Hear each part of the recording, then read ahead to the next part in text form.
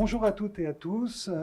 Merci d'être là. Nous allons vous donner de l'information réelle pour réussir votre projet, et notamment un projet d'achat sur plan, puisque la spécificité du logement neuf, c'est le plus souvent qu'on achète un logement qui n'est pas encore construit. Donc il y a toute une série de points juridiques, techniques, financiers, patrimoniaux à voir. Alors moi, je suis Pierre Chevillard, je suis rédacteur en chef pour le groupe Particulier à Particulier.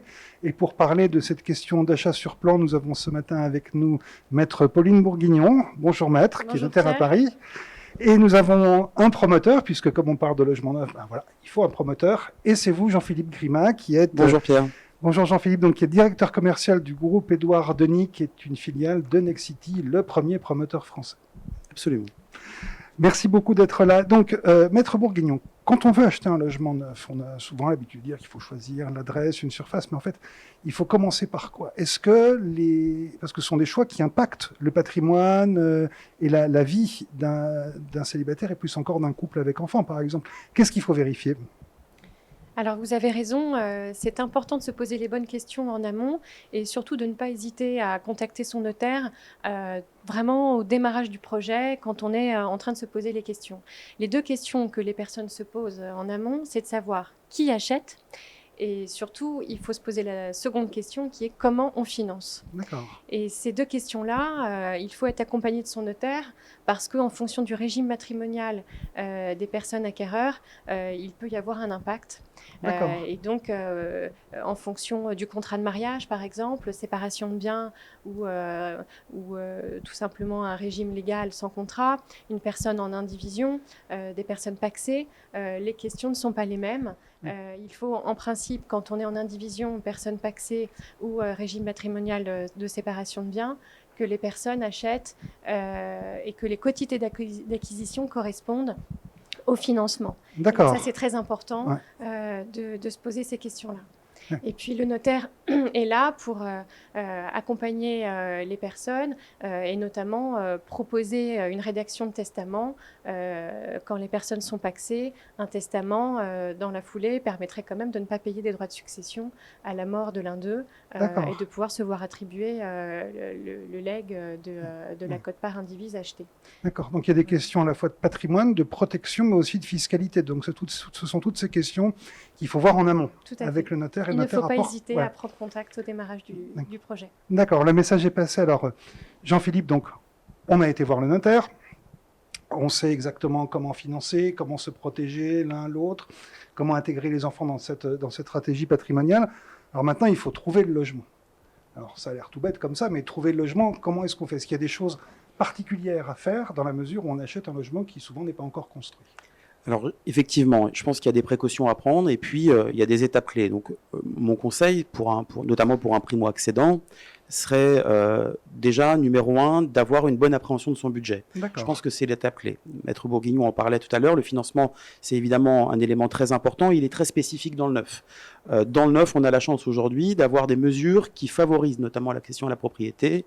Je pense notamment à la TVA réduite, au prêt à taux zéro, à toutes sortes d'aides qui font que le financement, il n'est pas si simple à appréhender. Et on est là en qualité de promoteur aussi pour définir cette enveloppe financière. Et vous avez une expertise financière. Et on a une expertise pour cela. Donc bien définir son budget, c'est la première étape.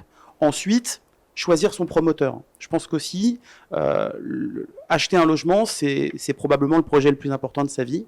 Et dans ce contexte, confier une somme importante et ce projet à un promoteur sérieux, solide, qui bénéficie de toutes les garanties, c'est essentiel à mon sens.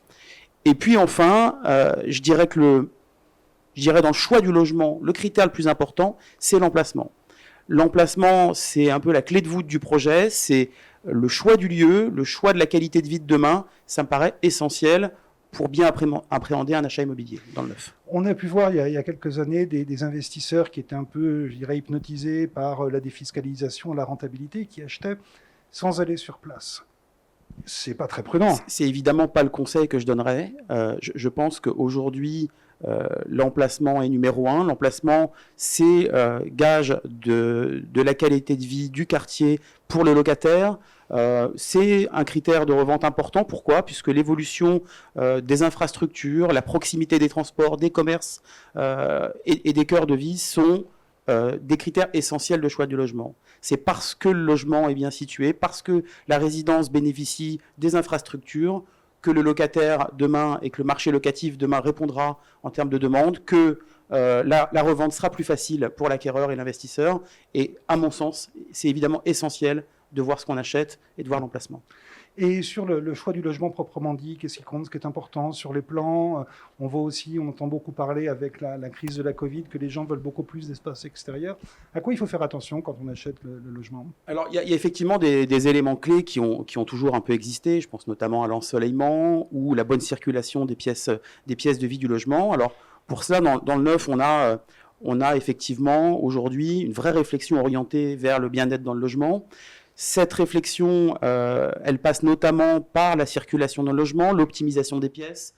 On évite évidemment les écueils du passé, notamment les pertes d'espace. Donc ça, c'est déjà très important. Et puis, le contexte sanitaire 2020, le confinement notamment, a marqué chez nous un bouleversement de la demande au profit, et de manière très marquée, des espaces extérieurs.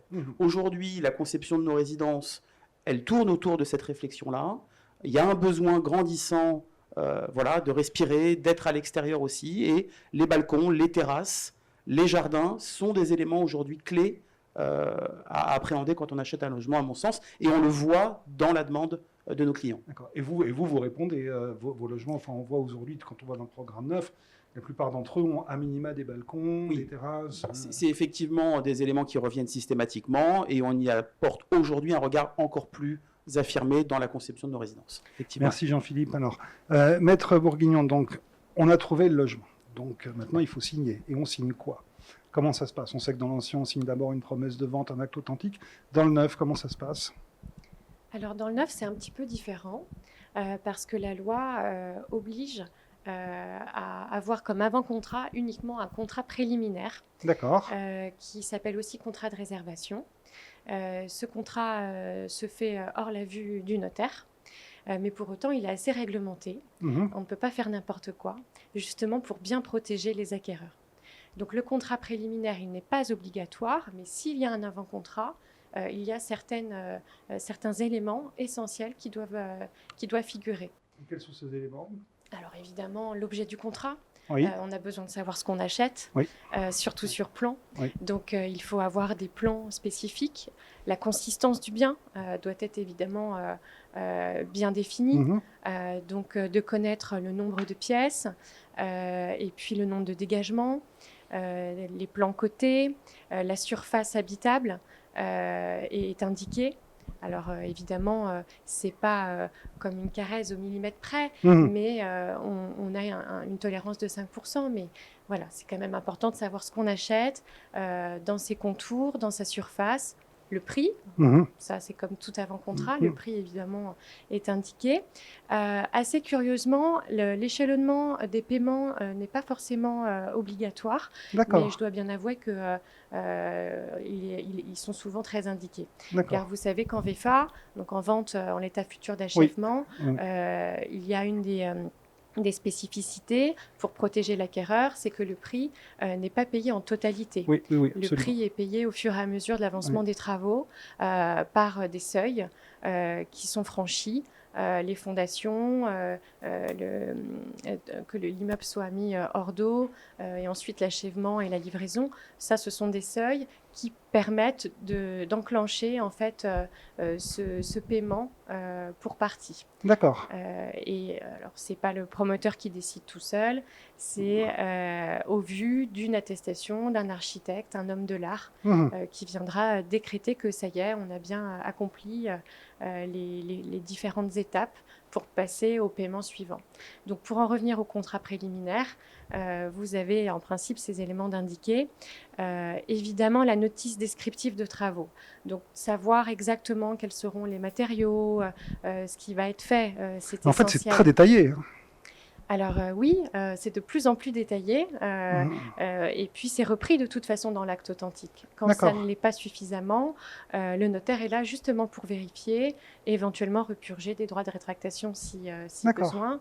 Vous avez également, comme dans tout contrat, pour le coup là, la possibilité de financer, donc une condition d'emprunt. Et un dernier point sur le dépôt de garantie.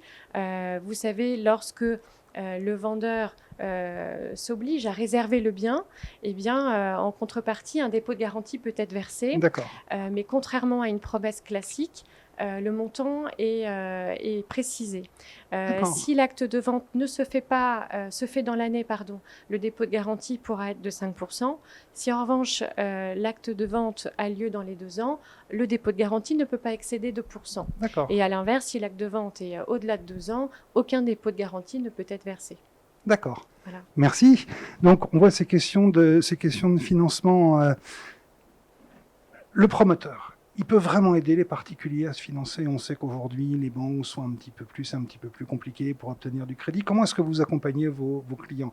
Parce que, si j'ai bien compris, une fois qu'on a signé le contrat de réservation, il faut aller chercher le crédit.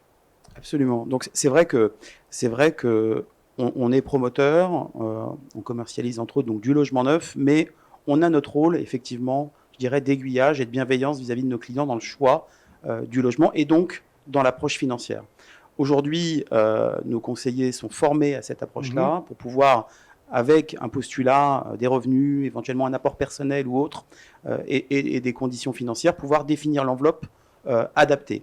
Chez Nexity, Édouard Denis, on bénéficie également d'une plateforme de courtage intégrée, ce qui permet à chaque acquéreur du groupe de bénéficier, je dirais, d'un audit des partenaires bancaires pour trouver la bonne solution de financement adapté au projet qui a été réalisé dans le groupe. Donc, en fait, vous êtes promoteur et courtier, c'est-à-dire que... Exactement. On a aujourd'hui une plateforme de services à l'immobilier qui permet, de manière annexe à l'acquisition du logement, de pouvoir, entre autres, trouver une solution de financement. D'accord. Et il y a une condition suspensive si on n'obtient pas le crédit, on bien sûr, les sous. Et c'est une condition qui est obligatoire, qui est indispensable, qui protège l'acquéreur, puisque en cas de défaillance sur l'obtention du crédit, l'acquéreur peut évidemment sortir du projet à défaut de pouvoir trouver un financement. Et justement, on a un droit de rétractation une fois qu'on a signé le contrat de réservation? Oui, bien sûr. Le délai de rétractation de 10 jours vaut évidemment. L'acquéreur n'a pas de motif à donner. À partir du moment où il a reçu la notification de son contrat, le délai court à compter du lendemain de la première présentation. Aujourd'hui, on fonctionne beaucoup par courrier électronique recommandé. Donc sans motivation, on peut se rétracter.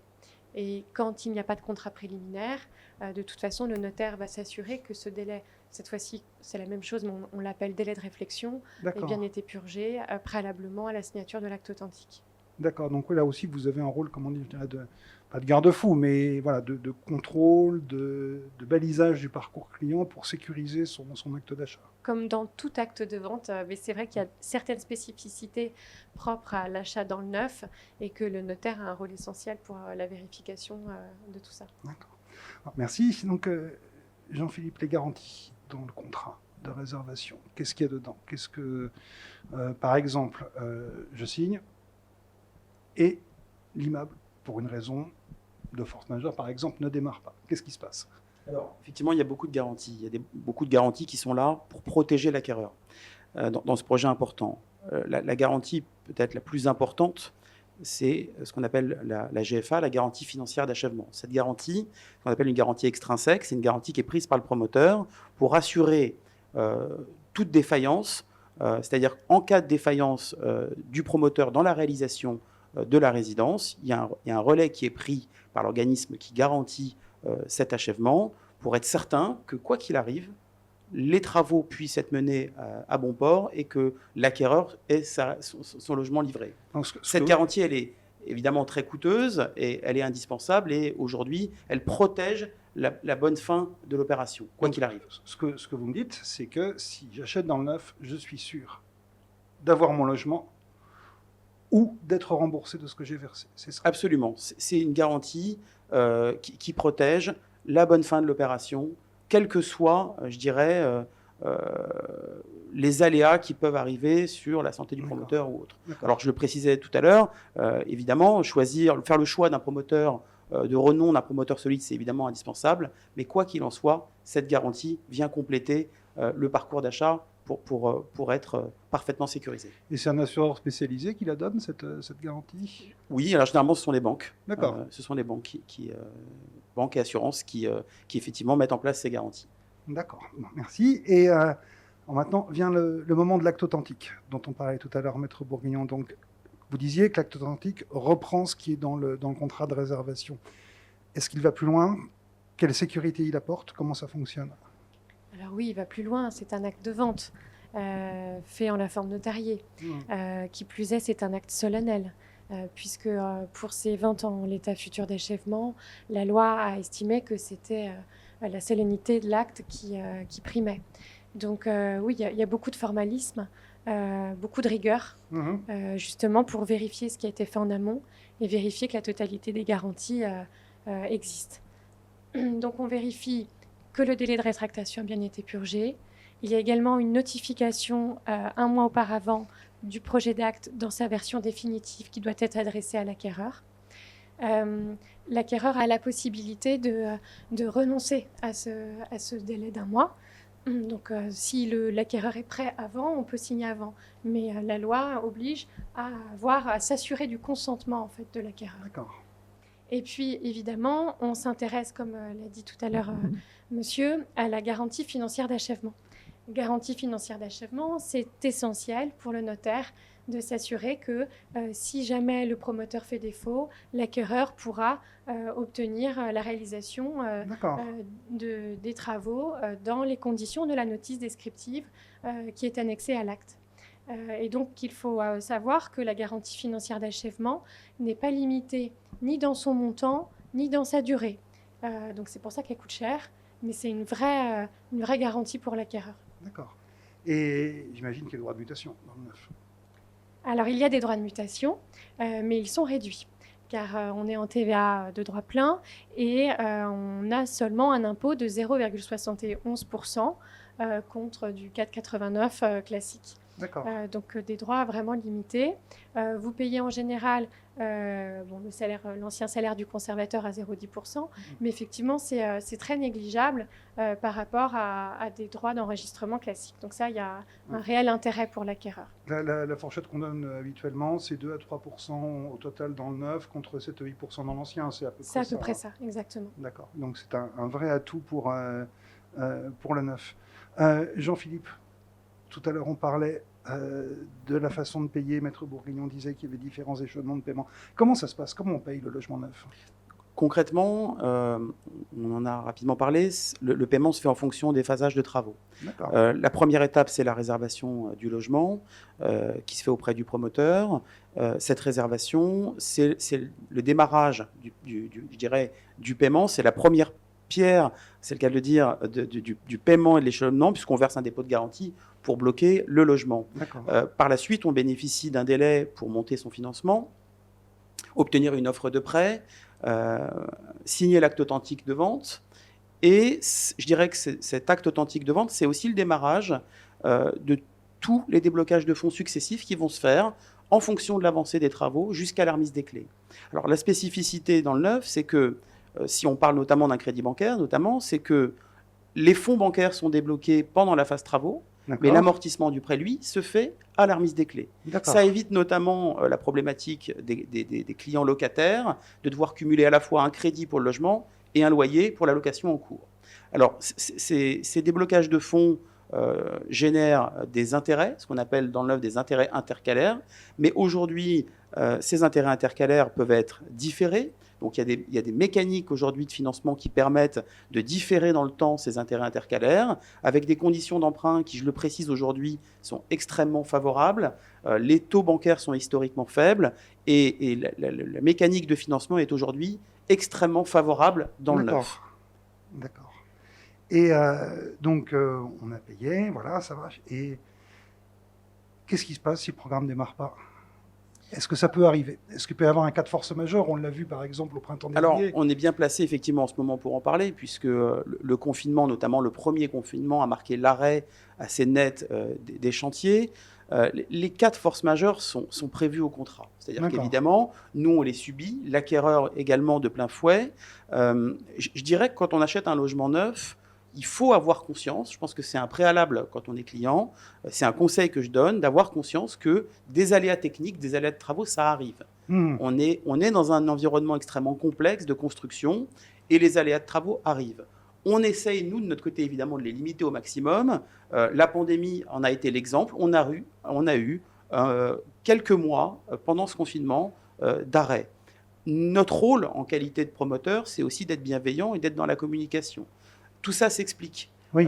Ces arrêts de chantier qui sont rares, mais qui peuvent arriver, notre rôle aussi, c'est d'être bienveillant, d'informer nos clients de ce qui se passe, de la réalité et des contraintes qu'on subit.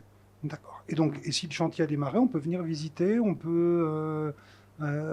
comment est-ce que vous informez vos clients? J'imagine, vous parlez de bienveillance. Bien sûr. Vous ne les laissez pas seuls. Non, pas du tout. Donc, il y a deux manières de procéder. Chez Nexity Édouard Denis, on travaille de deux manières. On a déjà digitalisé la communication, c'est-à-dire que aujourd'hui, chaque client dans le groupe bénéficie d'un espace privé client. Dès qu'il est réservataire, il a accès à cet espace qui lui permet de suivre la vie de son projet. D'accord. Les photos de l'avancée de chantier, la communication avec les interlocuteurs dédiés du groupe et vraiment d'être tenu informé au fil de l'eau. Secondo, on met en place des visites de pré-livraison, des visites de chantier qui permettent à l'acquéreur, avant même d'être livré, déjà de prendre connaissance de son logement, même à l'état brut, mais de pouvoir comprendre l'avancée du chantier et appréhender son ameublement futur, ses prises de mesures pour sa cuisine, etc., etc. Donc, je dirais une communication fil rouge avec le conseiller, l'espace privé client et tous les interlocuteurs du groupe, mais en parallèle de cela, des visites également sur le chantier. Merci. Et donc, le logement est terminé. La livraison, comment ça se passe en quelques mots? Alors, la livraison, c'est le moment sacré, c'est le moment privilégié. Et c'est l'instant, je dirais, où la remise des clés est faite, avec toutes les précautions de rigueur et légale. C'est-à-dire que quand un client arrive et qu'on lui remet ses clés, on fait un audit complet du logement. Voilà. D'accord. On fait un audit complet du logement et on vérifie que tout est conforme à notre engagement. Ce n'est pas un simple tour du propriétaire, c'est une Absolument visite approfondie. C'est une visite approfondie où c'est aussi le point de départ de la plupart des garanties. Oui. Et c'est l'occasion pour le client de s'assurer auprès de nous que tout est conforme, que le projet est réalisé comme il se doit par le promoteur. Et évidemment, notre rôle aussi, c'est d'expliquer avec pédagogie à notre client qui reçoit ses clés comment ça va se passer. Comment ça va se passer pour le fonctionnement de la résidence, pour les locaux communs, pour toute la mécanique de son logement, etc. etc. Donc on remet évidemment tout un tuto, parce que ce n'est pas si simple que ça, la vie d'une résidence, d'un logement ou d'un quartier. Et effectivement, on partage les bonnes pratiques à tous nos clients pour que ça se passe le mieux possible. Merci. Alors, Jean-Philippe parlait de garanties après la livraison du logement. Maître Bourguignon, quelles sont ces garanties? Alors, vous avez la garantie de visa par an. Vous avez la garantie de parfait achèvement, la garantie d'isolation phonique. La garantie de bon fonctionnement. De bon fonctionnement des éléments dissociables. Les volets, le chauffage, s'il est séparé de l'immeuble. Alors, la plupart des garanties, c'est important, ont comme point de départ la réception. Et la réception a lieu uniquement entre le promoteur et les entreprises. D'accord. Donc, c'est important de le savoir.